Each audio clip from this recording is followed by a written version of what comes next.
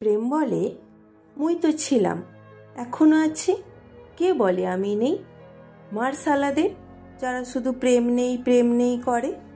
হাত ধরাধরি একটু কাছে আসা, তারপর ওই যে হোটেল, নারাজি হলেই তুমি কেটে গেলে।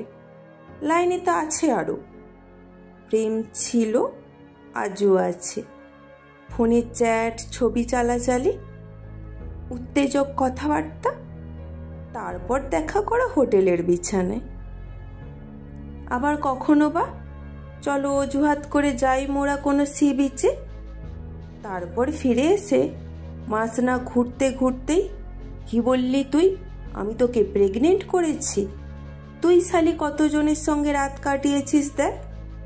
তুই যদি আমার সঙ্গে যেতে পারিস তাহলে অন্য আরো কজনের সঙ্গে বাইরে গিয়েছিলি তা কি আমি জানি? গিরগিটির মতো রং বদলায় এখনের প্রেম।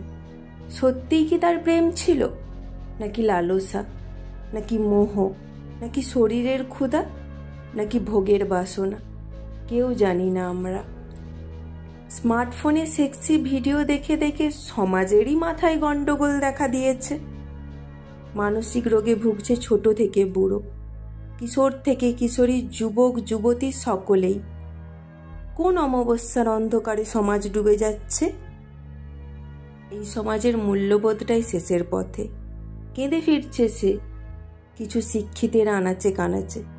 কি হবে এই সমাজের? সমাজকে স্মার্টফোন নামক ও সিডি থেকে মুক্তির উপায় কি বলতে পারেন? প্রেম এখন হাস্যকর বস্তুতে পরিণত হয়েছে। পরকীয়ায় মেতেছে মধ্যবয়সী মহিলা থেকে পুরুষ। সকলেই একটুখানি মানসিক রিলিফ পাওয়ার আশায়। নিজের শারীরিক ক্ষুধা স্ত্রী কিংবা স্বামীর কাছে মেটাতে না পারায় নিজেকে আরও অন্ধকারে নিমজ্জিত করে ফেলছে। কি ভবিষ্যৎ এই সমাজের?